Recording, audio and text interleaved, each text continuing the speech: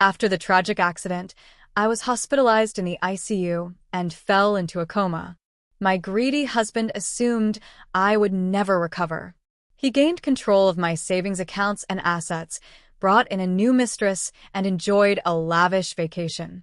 But after recovering, I returned with a shocking revenge that forced him to live on the streets. I used to believe my life was perfect. Looking back now, I realize it was nothing more than an illusion, a carefully crafted lie that I had been living in for years. My name is Elena Carter, and I was once a respected corporate lawyer in Chicago. I had built my career from the ground up, working tirelessly to earn my place among the city's top legal minds.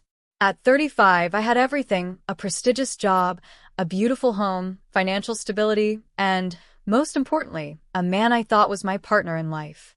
Ryan Carter, my husband of 8 years, was a successful real estate developer.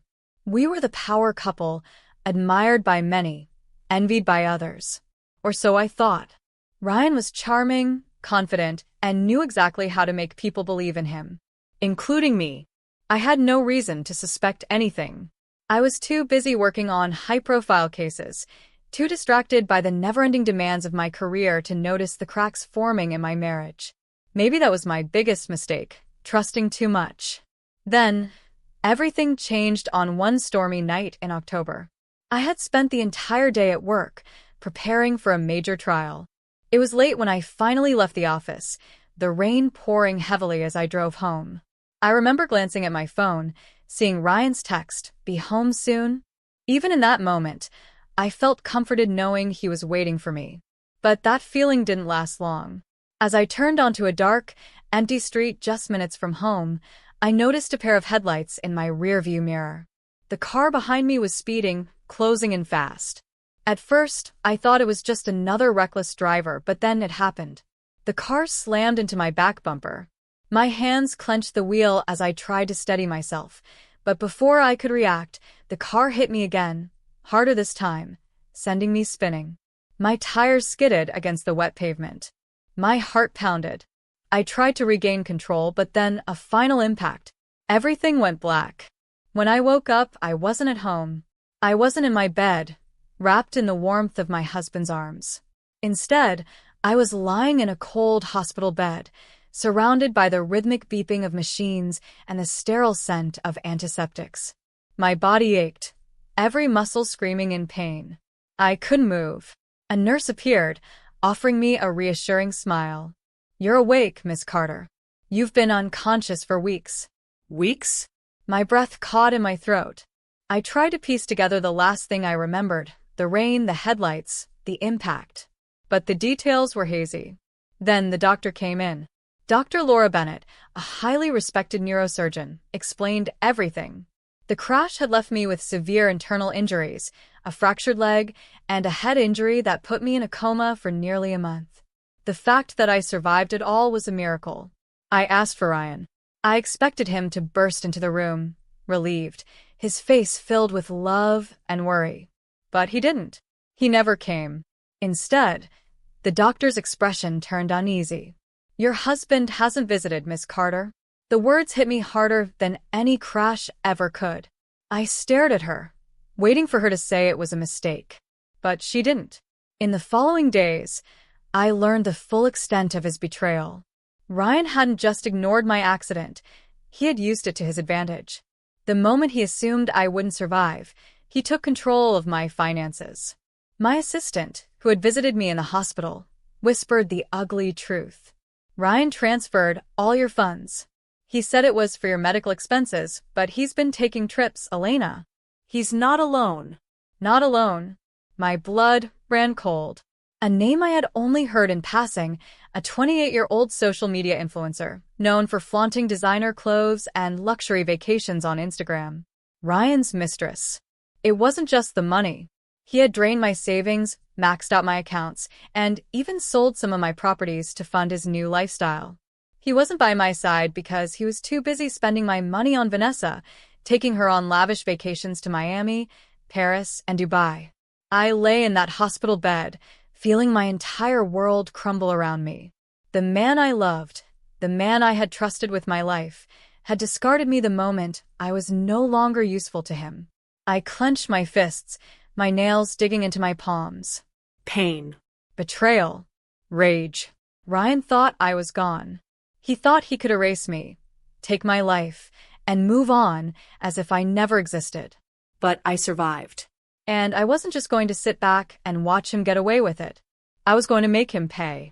I spent the next few weeks recovering, but my mind was no longer focused on healing. It was focused on retribution.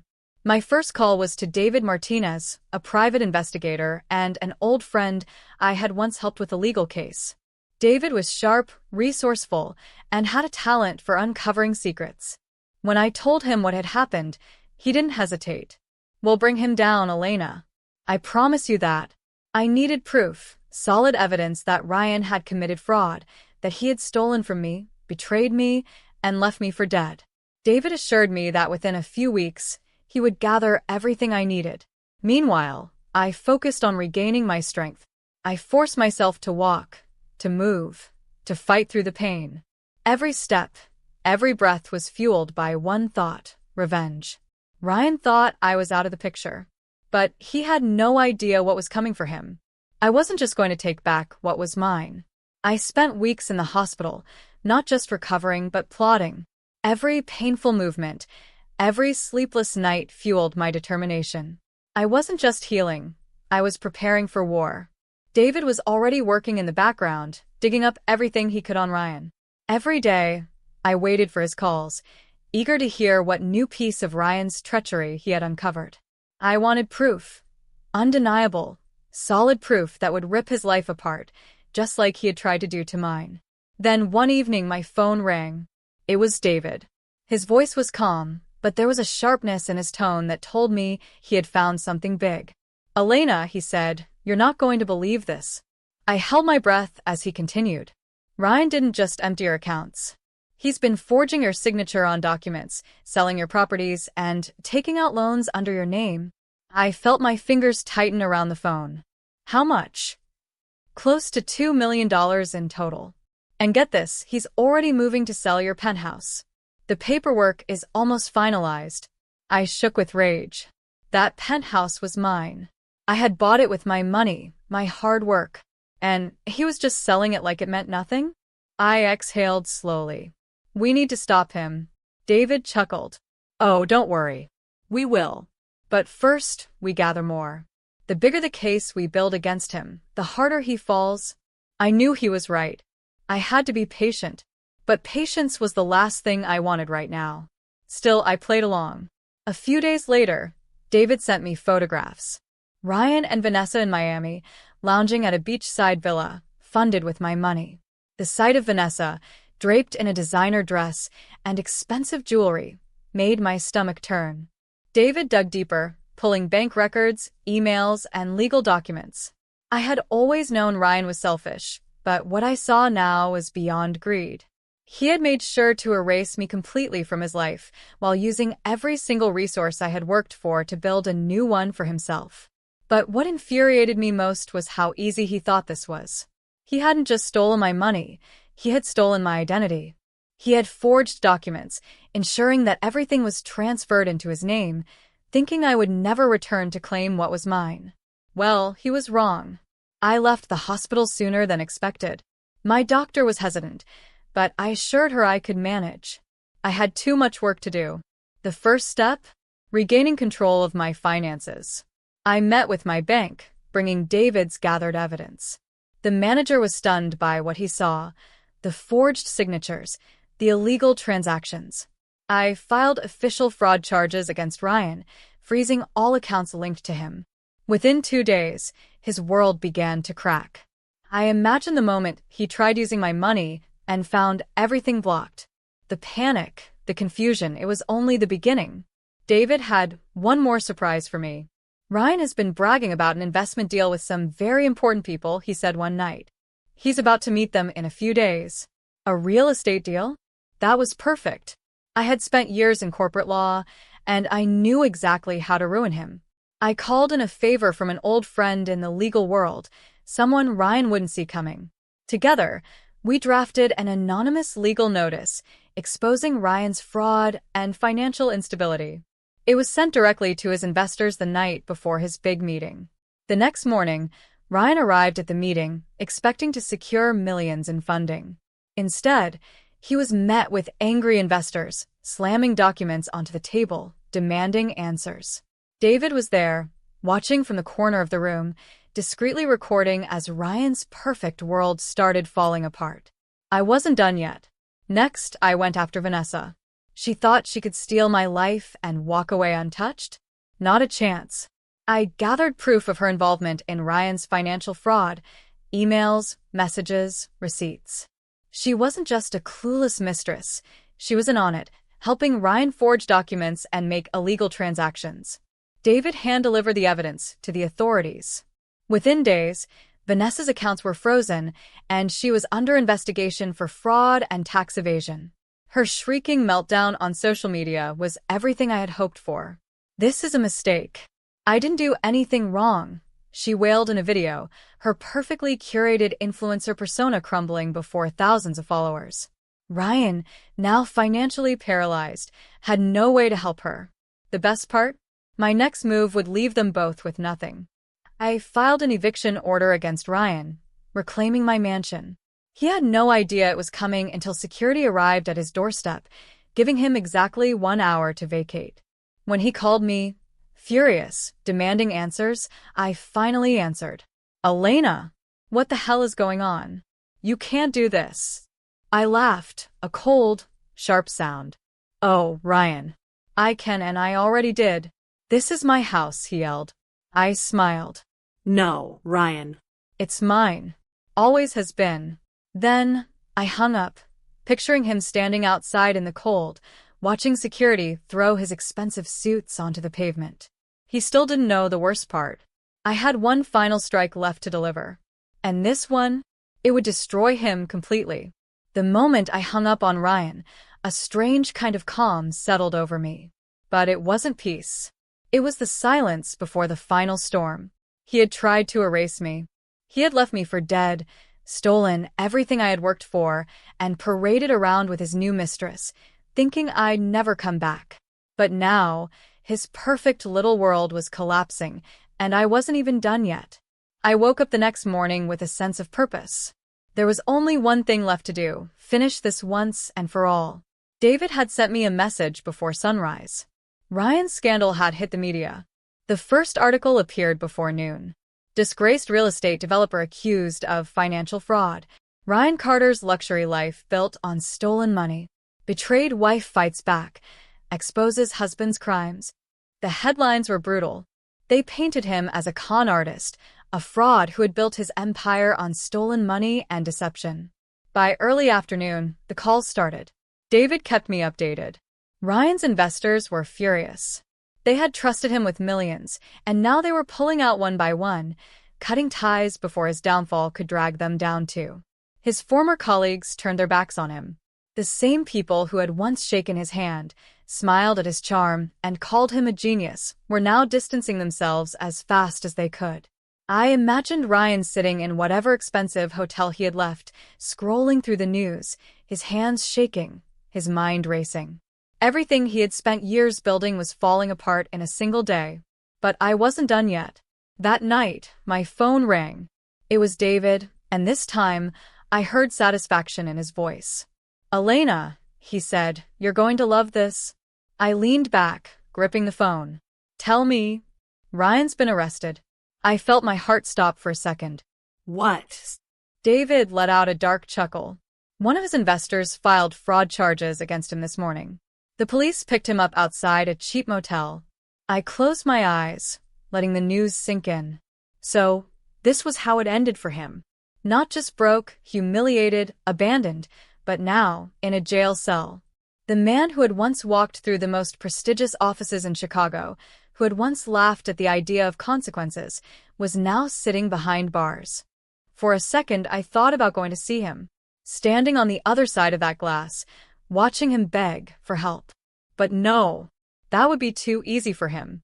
I wanted him to feel the weight of everything he had done, with no one there to save him. Ryan had spent years lying, stealing, and manipulating his way to the top. And now he had finally lost. Of course, Vanessa was nowhere to be found. The moment she realized Ryan was no longer useful, she vanished. She had built her entire life on other people's wealth, feeding off their success like a parasite. And now that Ryan had nothing, she had no reason to stay. She tried reaching out to me once. A long, pathetic email.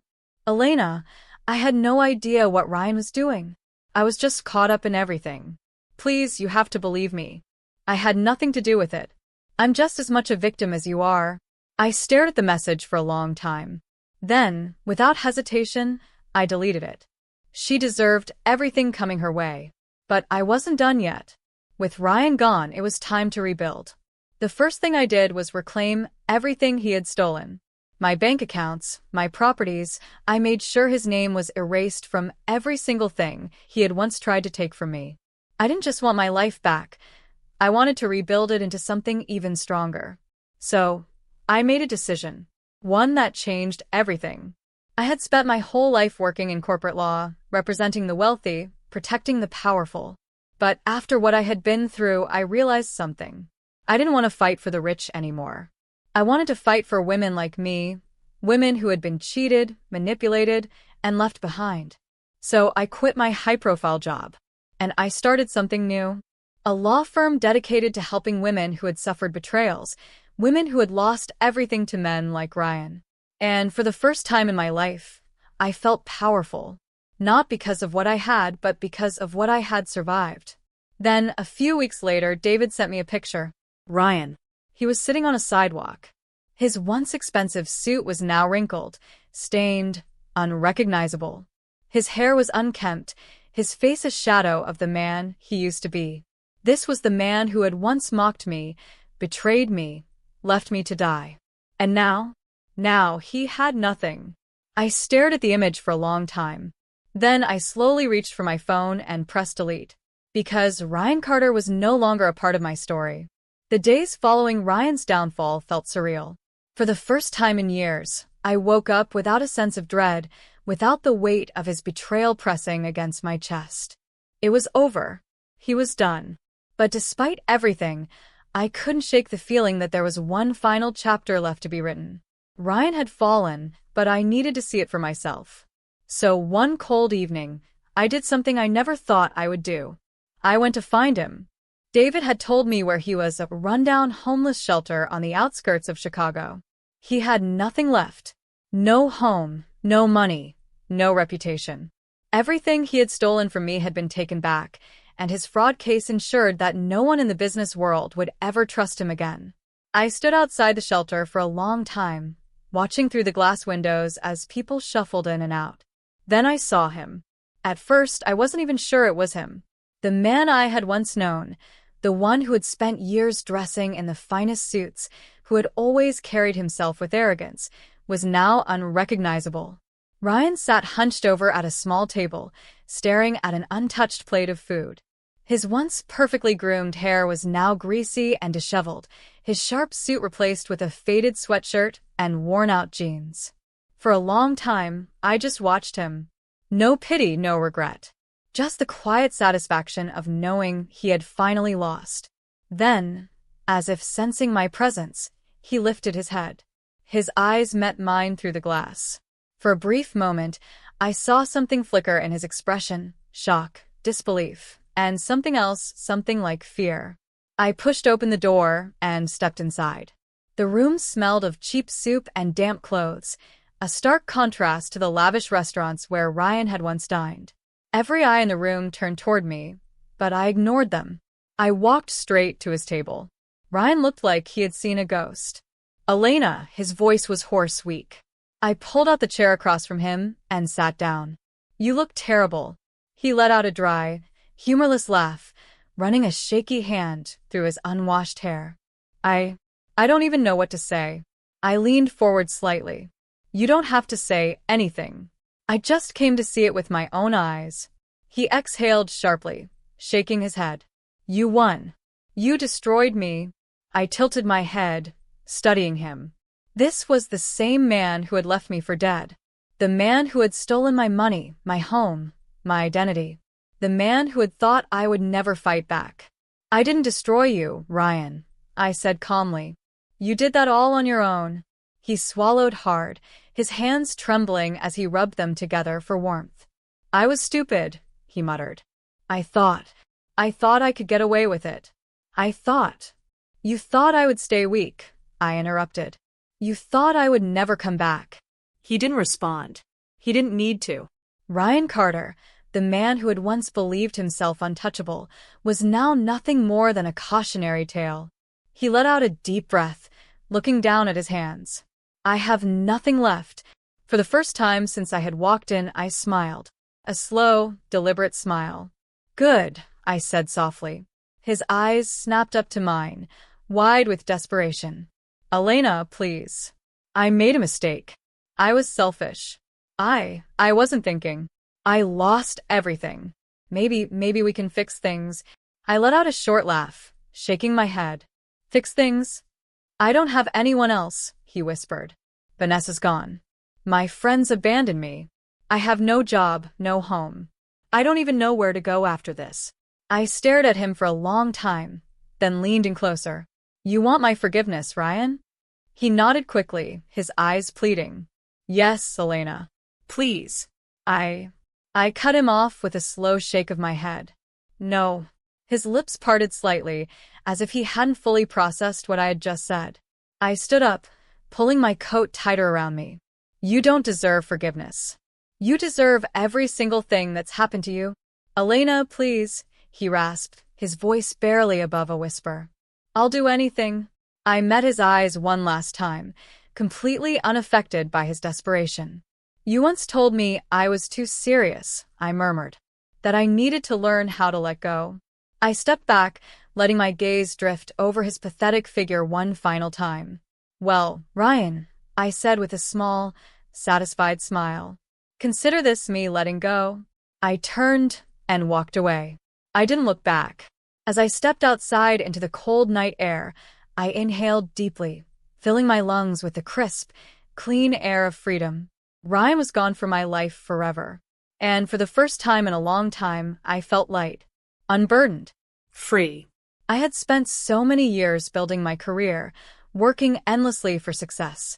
I had spent even longer trapped in a toxic marriage, tied to a man who had never truly valued me. But now? Now my life belonged to me again. I went back to my office, the office that I had built from the ground up. The firm dedicated to helping women like me, women who had been betrayed, women who had been told they weren't strong enough to fight back. Every case I took, every woman I helped, felt like another victory. I was no longer the woman who had once given everything to a man who had never deserved her. I was Elena Carter, and I had won.